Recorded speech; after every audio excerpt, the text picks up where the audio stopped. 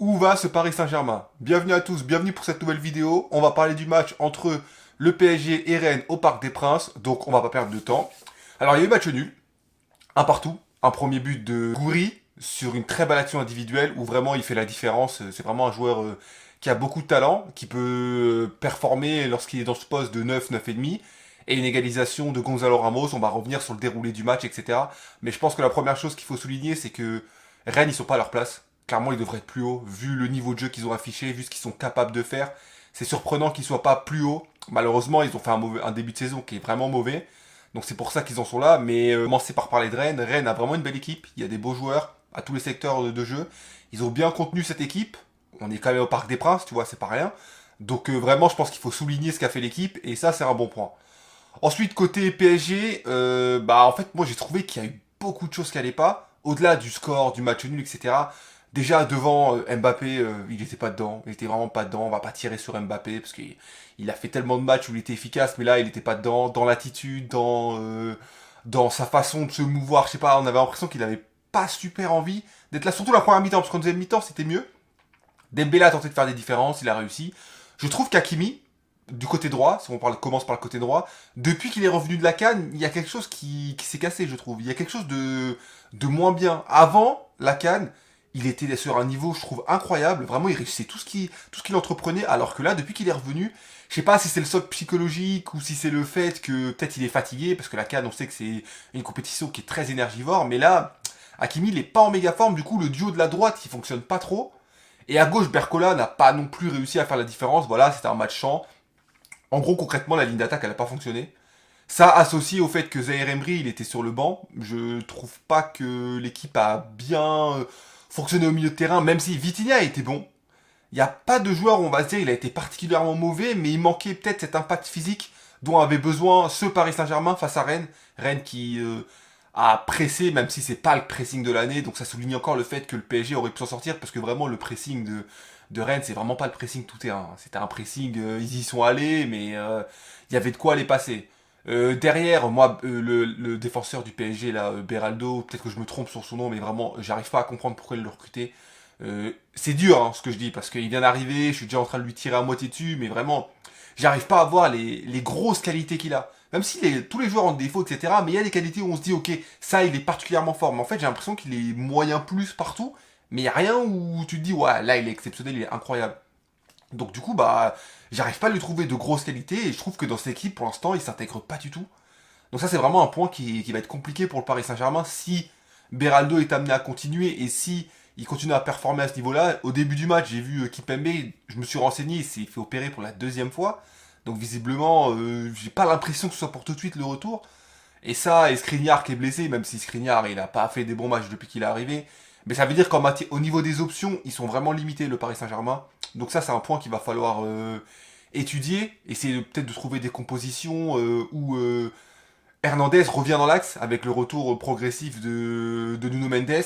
Mais bon, ça encore une fois, c'est un point tactique qui va devoir être étudié. Ensuite, je pense dans les points qu'il faut évoquer, la sortie d'Mbappé, on est obligé d'en parler. Il sort Mbappé, je crois que c'est la première fois que je vois Mbappé sortir avec le Parc des Princes. Les commentateurs ont évoqué la même chose, c'est très très surprenant. Déjà, le premier point, il l'aurait jamais fait si Mbappé n'avait pas annoncé son départ. Ça, c'est impossible. Impossible. Parce que ça aurait joué dans la décision d'Mbappé peut-être, ou je sais pas, peu importe. Il n'aurait pas créé un précédent. Pareil.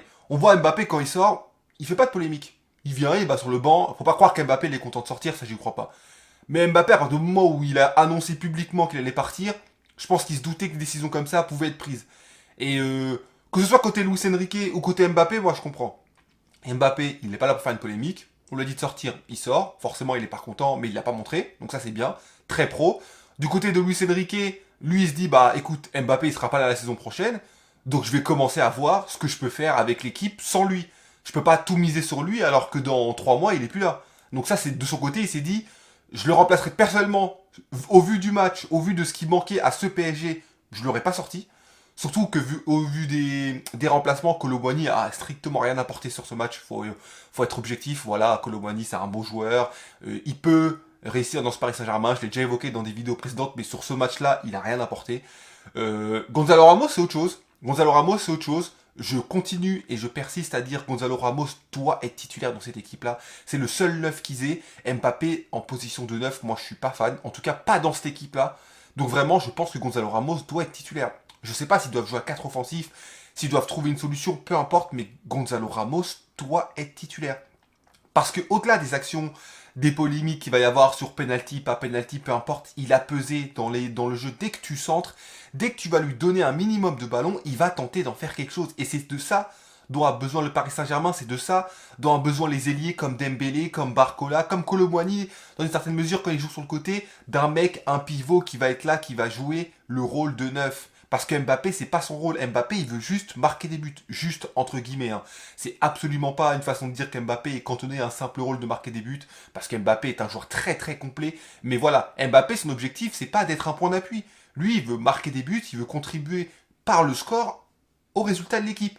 Donc, faut un neuf. Et Kolo Muani est le... Pardon, Kolo Muani, sûrement pas Kolo Muani, justement. Gonzalo Ramos, à l'heure actuelle, il est le mieux placé dans cette configuration. Donc, il faut mettre Gonzalo Ramos. Après, c'est mon avis, hein. Vous me dites ce que vous en pensez vous de votre côté, mais moi, c'est ce que je pense. Ensuite, il y a les situations polémiques. Le premier, où il siffle pas penalty, alors que Gonzalo Ramos passe devant le défenseur, et que le défenseur l'accroche avec la main, l'arbitre, il a totalement bien fait. Jamais de la vie, il y a penalty. Gonzalo Ramos, il y va en se disant, si je touche le ballon, il y a penalty. Et après, il se laisse tomber. Donc la vérité, c'est qu'il n'y a pas péno. L'arbitre, il a bien joué. Il est parti revoir, parce qu'il avait sifflé penalty au début. Il a changé d'avis. Voilà, on dit souvent que l'arbitre prend pas les bonnes décisions. Là, je trouve qu'il a pris la bonne décision sur cette action-là. Ensuite, on a la deuxième action. Alors, moi, personnellement, j'aurais pas non plus sifflé. J'aurais pas sifflé, non pas parce qu'il n'y a pas de contact. Le contact, il est là. Mais quand tu regardes l'action, tu sens que Gonzalo Ramos, il est déjà en train de tomber avant de toucher Mandanda. En fait, il arrive, il touche le ballon en premier. Mandanda sort. Il fait le contact. Mandanda sort pas bien. Donc, mais le problème, c'est que Gonzalo Ramos, il sent que Mandanda va le toucher. Et donc, tu vois qu'il est déjà en train de mettre son corps en avant. Il est déjà en train de tomber. Et vu que Mandanda, en plus, lui rentre dedans, bah après, il amplifie sa chute. La chute est réelle. Le contact est réel. Mais vu que Gonzalo Ramos a amplifié sa chute, moi, personnellement, je l'aurais peut-être pas sifflé. Après, faut être honnête, le fait que ce penalty soit sifflé est tout sauf un scandale. On a le droit de dire que moi, personnellement, j'aurais pas sifflé, tout en disant que le fait qu'il soit sifflé, ce soit pas un scandale.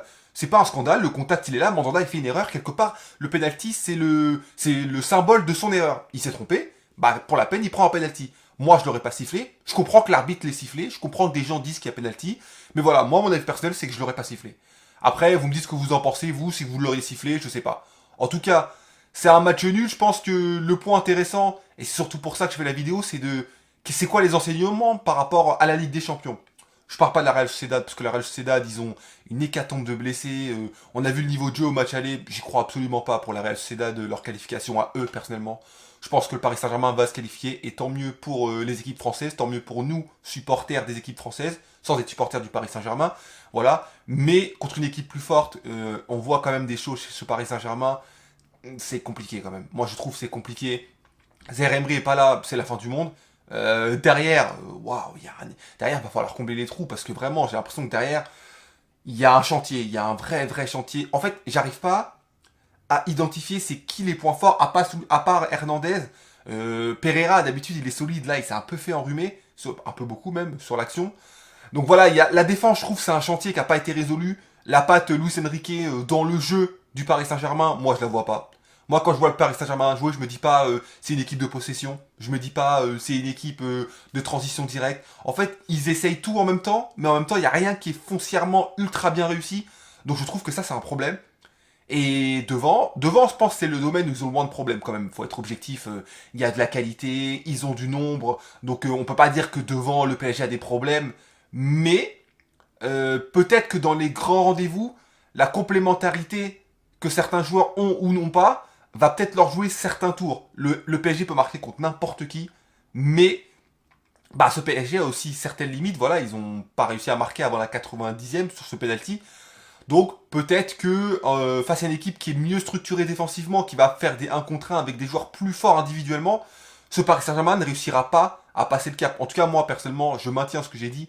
Je ne crois pas en ce PSG en Ligue des Champions.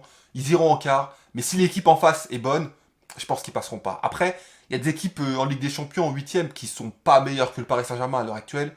Donc vraiment, hormis peut-être Manchester City, le Real Madrid. Je pense qu'à peu près toutes les équipes peuvent être prises, hein, y compris le Bayern Munich, mais ça c'est un autre sujet. Mais voilà. En tout cas, ce sera tout pour ce sujet. Dites-moi ce que vous en pensez. N'hésitez pas à partager. Et sur ce, peace!